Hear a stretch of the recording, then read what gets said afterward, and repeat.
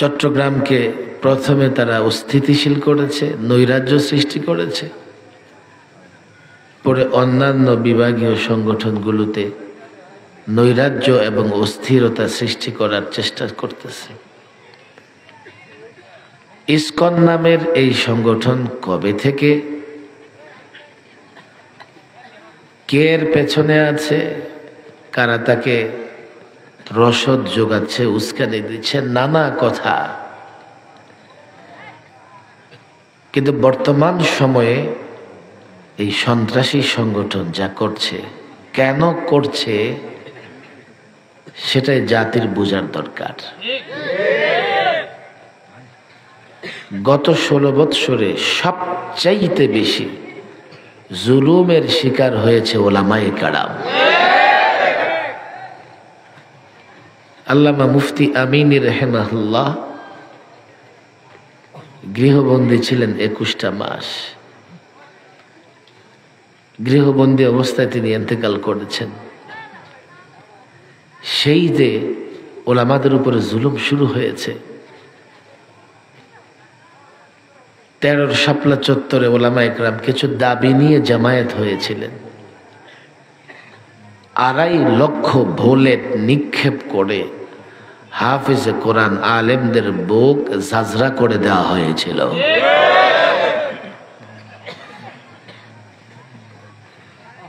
এক একটা বৎসর এক একটা ইতিহাস, এক একটা ট্র্যাজেডি, এক একটা হৃদয় বিদারক ঘটনা। গত 16 বৎসরে সবচাইতে বেশি নির্যাতিত, নিপীড়িত হয়েছে মুসলমান। আমি কোন রাজনৈতিক দলের কথা বলি না, মুসলমানরাই তার দেশে, সংখ্যাগরিষ্ঠ মুসলিম দেশে মুসলমানরাই সবচাইতে বেশি নিপীড়িত, বঞ্চিত, অত্যাচারিত হয়েছে। ভালো থেকেছে তারা, জামাই আদরে থেকেছে, তাদেরকে দুধ খোলা খাইয়ে পোষে গেছে হাসিনা সরকার। গত 16 বৎসরে আমার ইসলাম আক্রান্ত হয়েছে, আমার তাহজিব, তামাদ্দুন, কৃষ্টি, কালচার, আমার সালাম নিয়ে উপহাস করা হয়েছে। আমি আলহামদুলিল্লাহ বলতাম তো আমাকে জঙ্গি বলা হয়েছে। যুবকেরা টাকনোর উপরে প্যান্ট কেন পড়ে, তাদেরকেও জঙ্গিবাদের তকমা দেওয়া হয়েছে।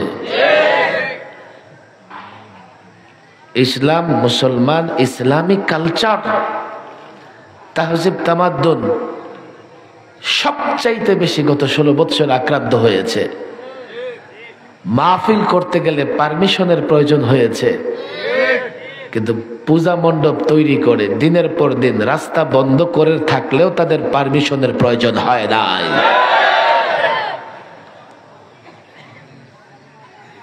মুসলমান এবং ইসলামী আকীদা, বিশ্বাস সবচাইতে বেশি ক্ষতিগ্রস্ত হয়েছে 16 বৎসরে। এখন রাষ্ট্রে একটা পরিবর্তন এসছে। পরিবর্তিত বাংলাদেশে আমি মনে করি ওলামায়ে কেরাম ভালো আছেন, সাধারণ মুসলমানেরা ভালো আছেন, দিন, কর্ম, ধর্ম ঠিকঠাক মতো পালন করতে পারতেছেন, কোথাও থেকে কোনো বাধা আসতেছে না। এবং গত 16 বৎসরে ইসলাম মুসলমানদের ক্ষতি করবার জন্যে তারা যতগুলো পদক্ষেপ নিয়েছে, এক একটাকে সংস্কার এবং মেরামত করার কাজ চলতেছে। ইসকনের মতো সন্ত্রাসী সংগঠন তারা কেন মাঠে নেমেছে? তারা দেখলো গত 16 বৎসর যে মুসলিম সমাজকে দাবিয়ে রাখবার চেষ্টা করলাম, আজকে তাদের আবার উন্নতি অগ্রগতি হচ্ছে। যে ইসলাম টুপি দাড়িওয়ালাদের সন্ত্রাসী, জঙ্গিবাদ বলে গালি দিয়ে সমাজ থেকে উৎখাত করবার চেষ্টা করলাম, তাদের হাতে সমাজের নিয়ন্ত্রণ চলে এসছে। এটা তাদের পছন্দ হয় নাই, ভালো লাগে নাই। 2 নম্বর কারণ, 16 বৎসরে বলে না নুন খায় যার গুণ গায় তার। ইসকন এবং হিন্দু সমাজের বড় একটা অংশ 16 বৎসর ফেসিবাদের সহযোগী ছিল তারা। ফেসিবাদ পালিয়েছে, এখন ফেসিবাদকে দেশে ফিরিয়ে আনার ষড়যন্ত্র করতেছে। কদিন আগে হঠাৎ করে আপনারা ভিডিও বার্তায় বা অডিও বার্তায়, টেলিফোন বার্তায় শুনেছেন তিনি পলাতক অবস্থা থেকে তার নেতা কর্মীদের নির্দেশ দিতেছেন যে তোমরা ট্রাম্পের ছবি নিয়ে নামো। বলে কেন ট্রাম্পের ছবি নিয়ে নামতে হবে? তোমরা যদি ট্রাম্পের ছবি নিয়ে নামো আর তোমাদের উপরে কি করে আঘাত করে, তাহলে ট্রাম্পকে বলবো মিস্টার ট্রাম্প আমরা তোমার আশেক, আজকে তোমার ছবি নিয়ে মিছিল করতে পারি না, এক জাহাজ সৈন্য পাঠায় দাও, আমার আবার দেশে নিয়ে যাক। এবার তারা চেপে বসেছে হিন্দু সম্প্রদায়ের উপরে। হিন্দু সম্প্রদায়ের উপরে চেপে বসে হিন্দুরা উস্কানি দিচ্ছে, ইসকন উস্কানি দিচ্ছে। বুঝবার চেষ্টা করবেন, সরকার যদি কোনো পদক্ষেপ নেয় তো তারা বাইরে চিৎকার করবে বাংলাদেশের সংখ্যালঘু নির্যাতনের শিকার হচ্ছে। কসাই মোদিকে দেখাবে, দেখো তোমার জাতি গোষ্ঠী নির্যাতনের শিকার হচ্ছে, তুমি তাদের উদ্ধার করো। অর্থাৎ বাংলাদেশে বসে, একটা স্বাধীন রাষ্ট্রে বসে স্বাধীন রাষ্ট্রে আগ্রাসন চালাবার জন্য কসাই মোদিকে আমন্ত্রণ জানানো হচ্ছে। আগ্রাসন চালাবার জন্য রাস্তা বের করে দেওয়া হচ্ছে। বাংলাদেশে বসে বাংলাদেশের স্বার্থ বিরোধী কাজ, স্বাধীনতা বিরোধী কাজ, গণ বিরোধী কাজ, জাতি বিরোধী কাজ ইসকন এবং তার সম্প্রদায়, ইসকনের লোকেরা, সন্ত্রাসীরা তাদের সম্প্রদায়কে সঙ্গে নিয়ে অহরহ এই ষড়যন্ত্র করছে। আমি তো পরিষ্কার বলি, ট্রাম্পের ছবি নিয়ে আসো আর নরেন্দ্র মোদীকে আমদানি করো, যাকেই আমদানি করো না কেন। 5ই আগস্টে যখন পরিবর্তন হয়েছে, এই ছাত্র জনতা আমেরিকার উপরে ভরসা করে বিপ্লব করে নাই। এই ছাত্র জনতা তোমাদের পেছনে ভারত আছে, কসাই মোদি আছে, এই ভয়ে আন্দোলন থেকে পিছপা হয় নাই। দেশ বাঁচাবার জন্য লড়াই করেছে, ইসলাম বাঁচাবার জন্য লড়াই করেছে। যাকে নিয়ে আসো না কেন, এই ছাত্র জনতা যে কোনো ষড়যন্ত্র প্রতিরোধে প্রস্তুত আছে।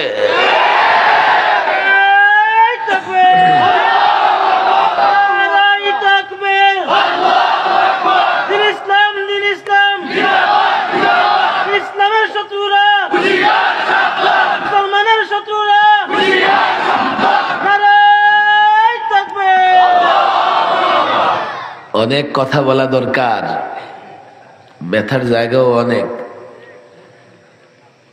2011-তে হাসিনা সরকার সংবিধান সংশোধন করলো, দায়িত্ব দিয়েছে একটা অভিশপ্তকে, তার নাম আপনারা সকলেই জানেন। একটা মুসলিম রাষ্ট্রের সংবিধান সংশোধন করবে, দায়িত্ব দিয়েছে এক মালউনকে। আদালতের কাঁধে বন্দুক রেখে সংবিধান সংশোধন করে মারাত্মক 3টা কাজ করেছে তারা। এক, সংবিধান থেকে বিসমিল্লাহির রহমানির রহিম তুলে দিয়ে এর বিকৃত অর্থ সেখানে জায়গা করে দিয়েছে। আর একজন মুসলমান সমস্ত কাজের শুরুতে সে বিসমিল্লাহ বলে। এই সংবিধানের মূল নীতিতে ছিল আল্লাহর উপর অবিচল আস্থা বিশ্বাসের কথা। যে দেশের 90% মুসলমান ছোট্ট একটা কাজেও আল্লাহর উপর আস্থা বিশ্বাস রাখে, সেই দেশের সংবিধানের মতো এত বড় বন্দোবস্ত, এত বড় দলিল তৈরি হবে, সেই দলিলে আল্লাহর উপর আস্থা বিশ্বাস থাকবে, এটাই তো স্বাভাবিক। 3 নাম্বার যে কাজটা করেছে, সেকুলারিজম নিয়ে এসছে আমদানি করে। 32 বছর বাংলাদেশের সংবিধানে সেকুলারিজম ছিল না, ছিল বিসমিল্লাহ, ছিল আল্লাহর উপর আস্থা বিশ্বাস। আমি যুব সমাজকে বলি, দেখো তোমরা তো আমাদের পছন্দ করো না, মাহফিলে আমরা আসলে একটু আসো, কিন্তু মাহফিলের বাইরে আমরা যদি রাস্তাঘাটে লাশ হয়ে পড়ে থাকি তারপরেও তোমরা ফিরে তাকাও না। অথচ তোমাদের ঈমান হেফাজতের জন্য আমরা জীবন কুরবানি করতে প্রস্তুত আছি। ৭১-এ বাংলাদেশ স্বাধীন হয়েছে, এই ভূখণ্ড স্বাধীন হয়েছে। ৭২-এ একটা সংবিধান প্রণয়ন হয়েছে।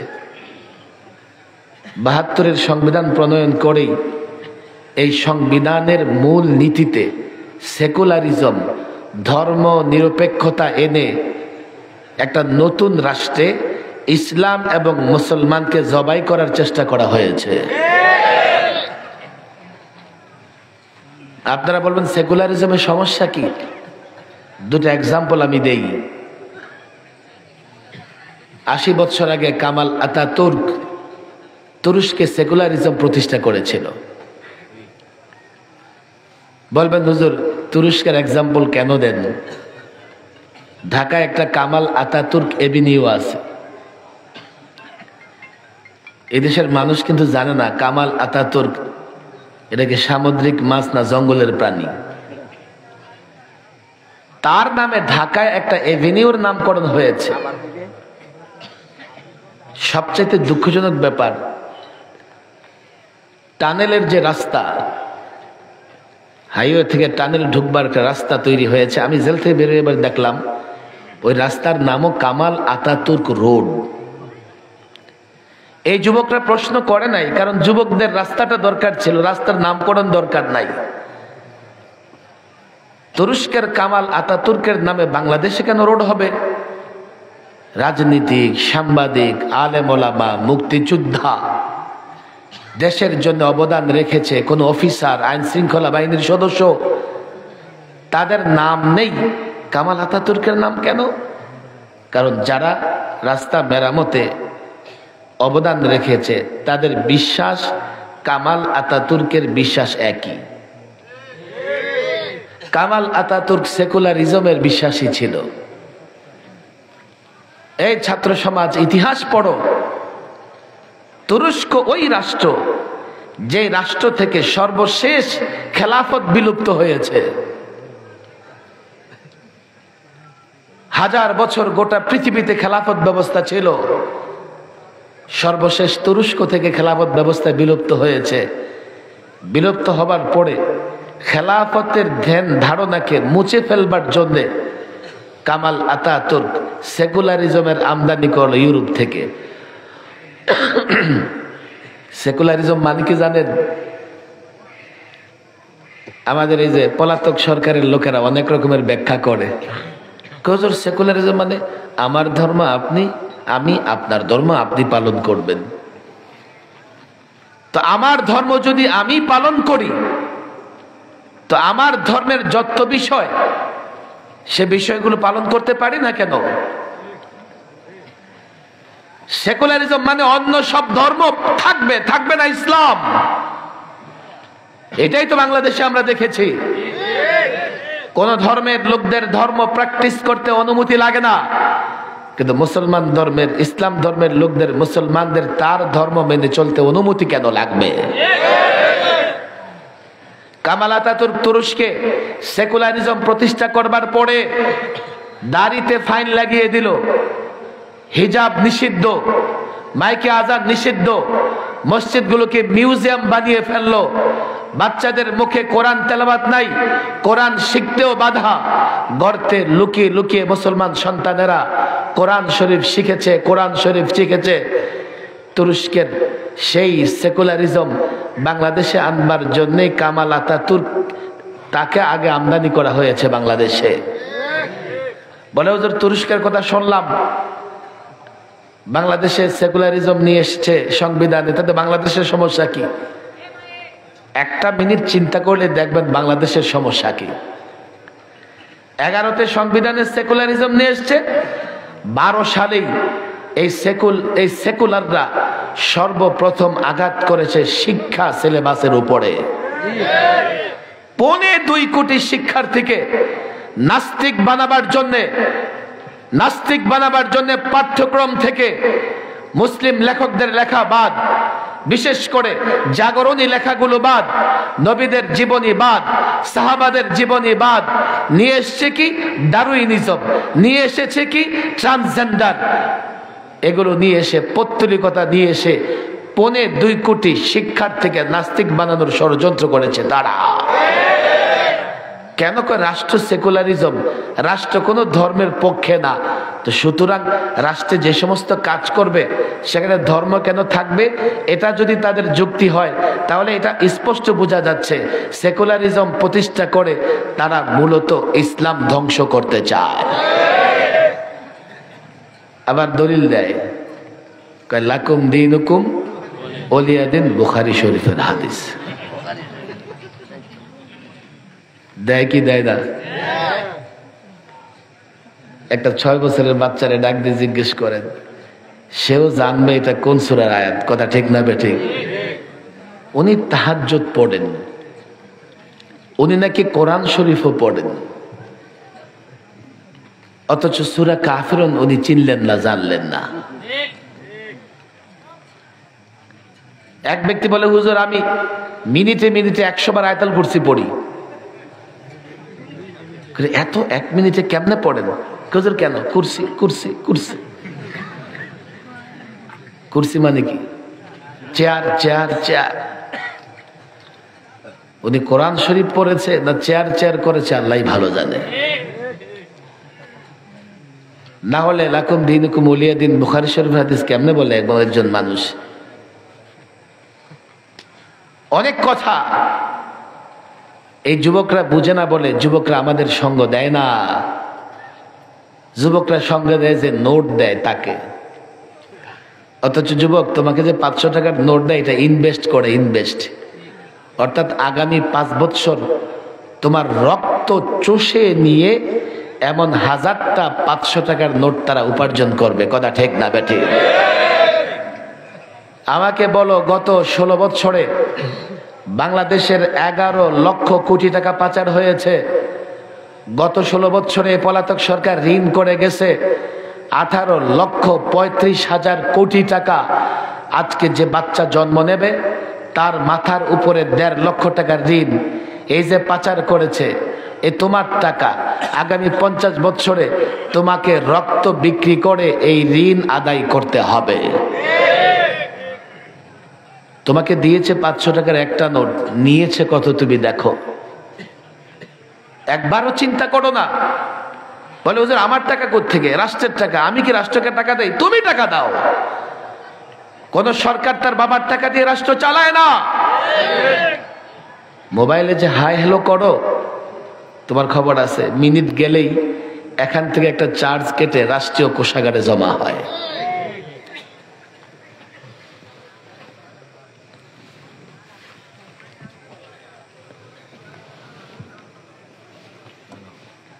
বলবে হুজুর আমি ফোনে কথা বলি, টাকা পয়সা তো কাটাই লাগবে। আরে ওইটা না, তুমি যে ফোনে কথা বলো সেই টাকা তো তোমার দেওয়াই লাগে। সেই টাকা তোমার চার্জ, ট্যাক্স। এই যে শীতের কাপড় পরে আছো, এটা যদি আমদানিকৃত হয় তো ব্যবসায়ী যখন আমদানি করেছে এর উপরে গভর্নমেন্ট কাস্টম ধরেছে, কাস্টম দিয়ে তারপরে আমদানি করে। আর সেই টাকাও ব্যবসায়ী তার বাবার জায়গা জমি বিক্রি করে দেয় না। সে যত কাস্টম দেয়, কর দেয়, ট্যাক্স দেয়, সুদ পর্যন্ত দেয়, এগুলো সব তোমার কাছ থেকে আদায় করে নিয়ে যায়।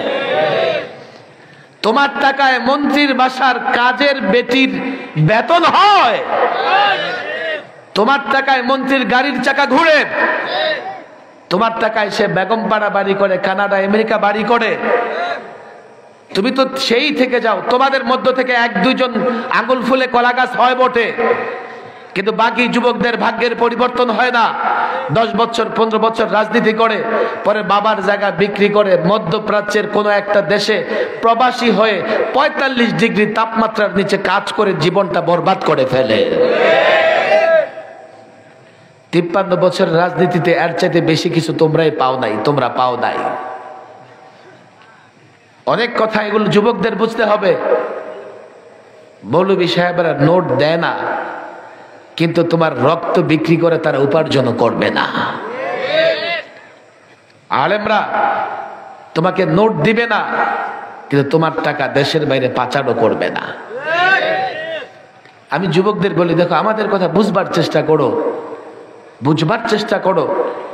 এই যে গত 16 বৎসর আমি 3 দফা লম্বা সময় করে সরকারি মেহমানখানায় ছিলাম।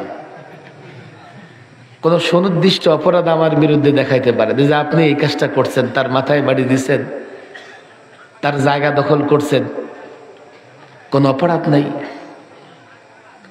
জাতির সামনে তাদের মুখোশ উন্মোচন করি, নিজেদের তাহাজ্জুদ গুজার দাবি করে জাতিদের ঈমান নষ্ট করতেছে। আমরা বলি ওরা তাহাজ্জুদ গুজার নয়, ওরা ঈমান চোর।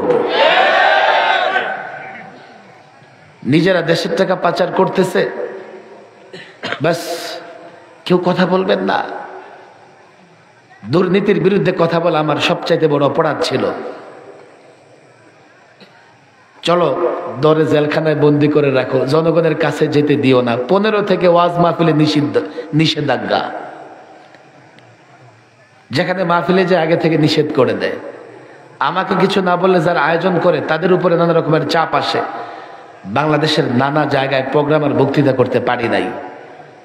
এরপরে 21-এ ধরে লম্বা সময় সরকারি মেহমানখানায় 21-এ 2600 আলেম ওলামা টুপিদারি ওলাদের উপরে এতটা টর্চার করা হয়েছে, পৃথিবীর কোনো কাফের দেশেও টুপিদারি ওলাদের উপরে এতটা টর্চার হয় নাই। হাই সিকিউরিটি জেলে, ফাঁসির সেলে এক এক আলেমকে 24 ঘন্টা তালাবদ্ধ করে রাখত। মাসের পর মাস রিমান্ডে খেটেছি। এখনো আমি এই বোতল দেখলে আমার ভয় লাগে। গায়ের কাপড় চোপড় ছাড়া রিমান্ডে কোনো কাপড় চোপড় রাখা যেত না। আপনি ঘুমাবেন তো পানির বোতল মাথায় দিয়ে ঘুমাবেন, দীর্ঘ সময় ঘুমাবেন তো বোতলের রেখাগুলো মাথার ভিতরে ঢুকেছে। তো কেন আলেমদের উপর টর্চার করেছে? আলেমরা বলেছে এটা মুসলিম দেশ, এটাকে মূর্তির দেশে পরিণত করা যাবে না। কোন ধর্মের কোন ধরনের প্রতিবন্ধকতা আমরা সৃষ্টি করি না। আমরা বলিনি যে হিন্দুদের পূজা বন্ধ করে দাও, আমরা বলিনি খ্রিস্টানদের উপাসনালয় বন্ধ করে দাও, ক্লোজ করে দাও।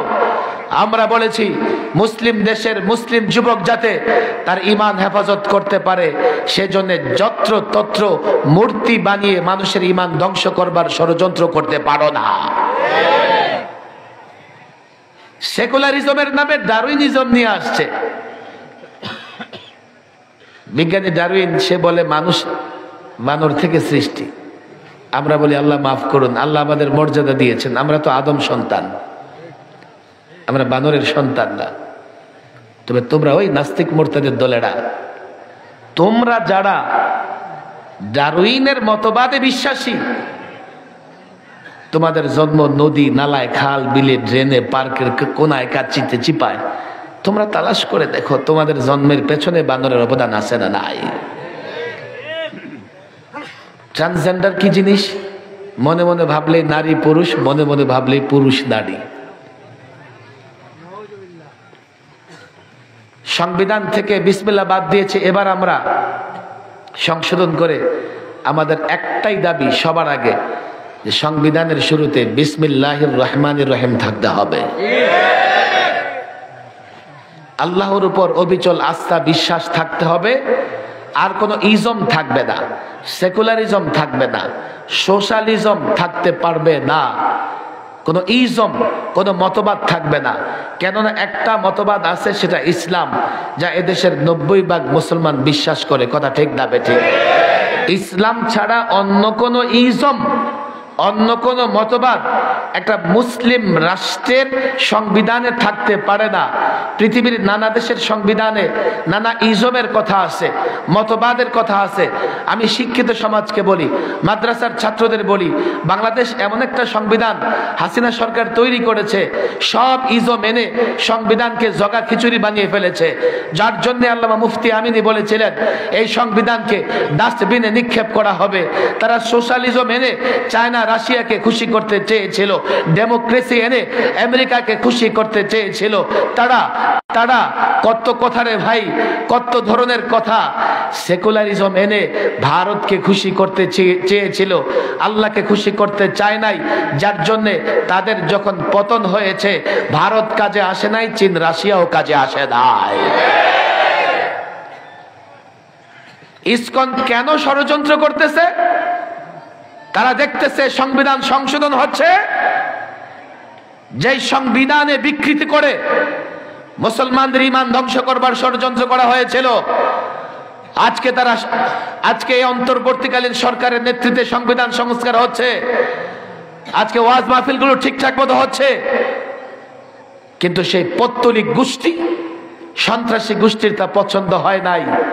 তাদের মূল টার্গেট হচ্ছে এই মুসলমানদের ভালো, তাদের কোনোদিন ভালো লাগে না, তাদের কোনোদিন সহ্য হয় না।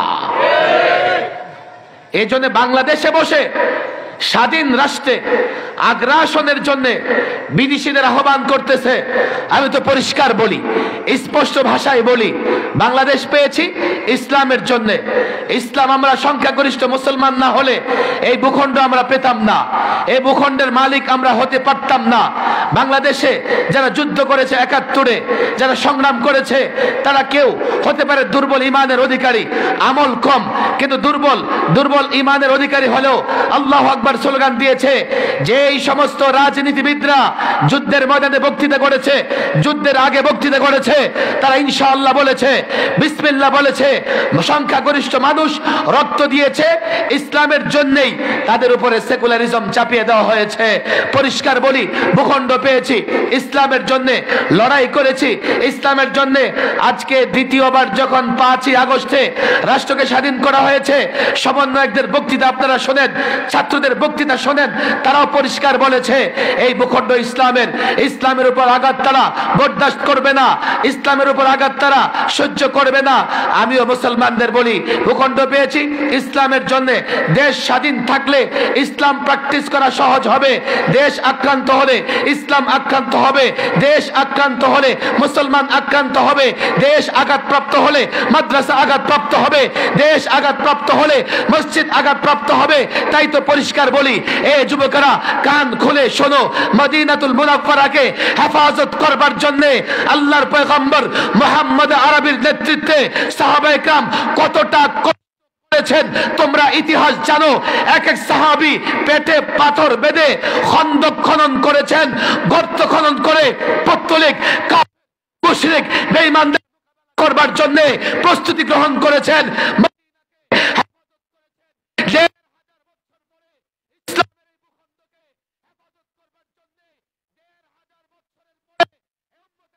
যুবকরা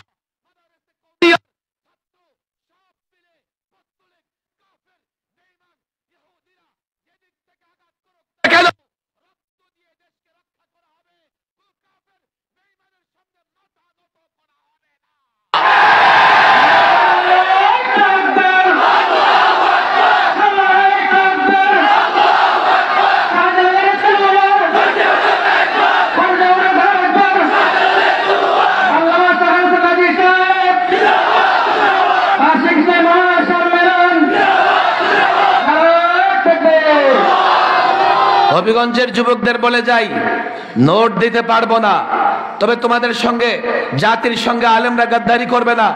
২-৪ জন আলেম বিক্রি হতে পারে, জামাতে ওলামা কোনোদিন বিচ্যুত হবে না। জামাতে ওলামা ওয়ারাসাতুল আম্বিয়া, আম্বিয়া আলাইহিস সালামের ওয়ারিস, ওনারা নায়েবে নবী। শোনো, তোমাদেরকে বলে যাই, তোমাদের কর্ণ কুহুড়ে দয়া করে অনুরোধ করে এটা প্রবেশ করিয়ে নাও। আলেম ওলামা দেশের পক্ষের শক্তি, আলেম ওলামা ইসলামের পক্ষের শক্তি, আলেম ওলামা তোমার ঈমান হেফাজতের কথা বলে, আলেম ওলামা মসজিদ মাদ্রাসার কথা বলে। যদি আলেম থেকে বিচ্যুত হও, দেশ হেফাজত করতে পারবে না। আমি জানি না দেশ আক্রান্ত হলে কোন বাহিনী লড়াই করবে, আমি জানি না দেশ আঘাতপ্রাপ্ত হলে কারা রক্ত দেবে, তবে জেনে রাখো এই ভূখণ্ড পেয়েছি ইসলামের জন্য। এই ভূখণ্ডে যদি আঘাত আসে, এই ভূখণ্ড যদি আক্রান্ত হয়, তোমরা যুবকরা সঙ্গে দেওয়ার না দাও। ওলামায়ে দেওবন্দ, মাদারিসে কওমিয়া, ওলামায়ে দেওবন্দকে যারা ভালোবাসে, মাদারিসে কওমিয়াকে যারা ভালোবাসে, তারা একদিনের জন্য নীরব থাকবে না। যার যা কিছু আছে তা নিয়ে কাফের বেঈমানদের বিরুদ্ধে লড়াইয়ে নামবে।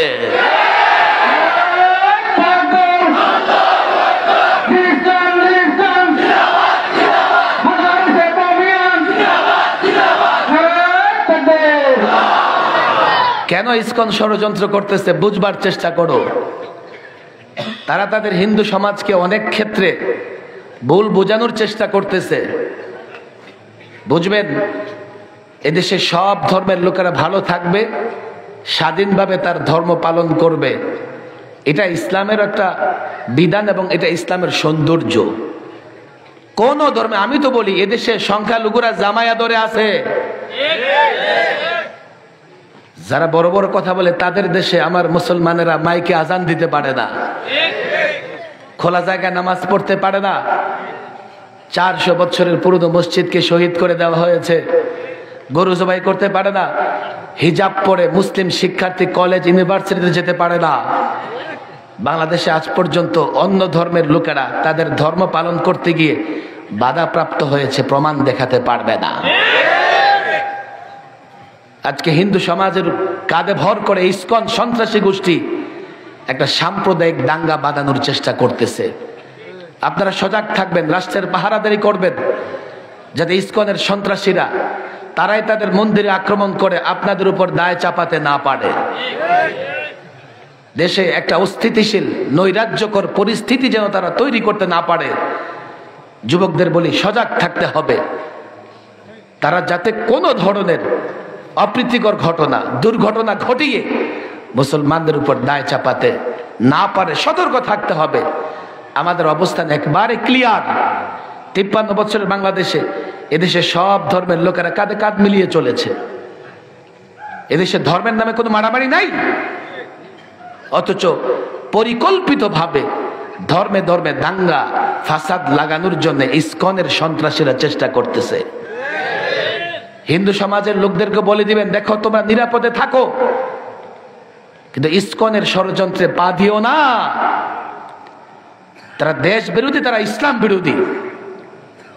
তারা দেশে দেশে বসে দেশেরটা খেয়ে দেশেরটা পড়ে দেশ বিরোধী ষড়যন্ত্র করতেছে, দেশের বিরুদ্ধ শক্তির সঙ্গে মিলে। সজাগ থাকবেন, সতর্ক থাকবেন, ওলামাদের সঙ্গে থাকবেন, ওলামাদের পাশাপাশি থাকবেন, মাদ্রাসা মসজিদকে মহাব্বত করবেন। আল্লাহ তাবারক ওয়া তাআলা এই দেশটাকে হেফাজত করুন, মাদ্রাসা মসজিদকে হেফাজত করুন, আমার যুব সমাজকে আল্লাহ হেফাজত করুন। ওমা তৌফিকি ইল্লা বিল্লাহ ওমা আলাইনা ইল্লা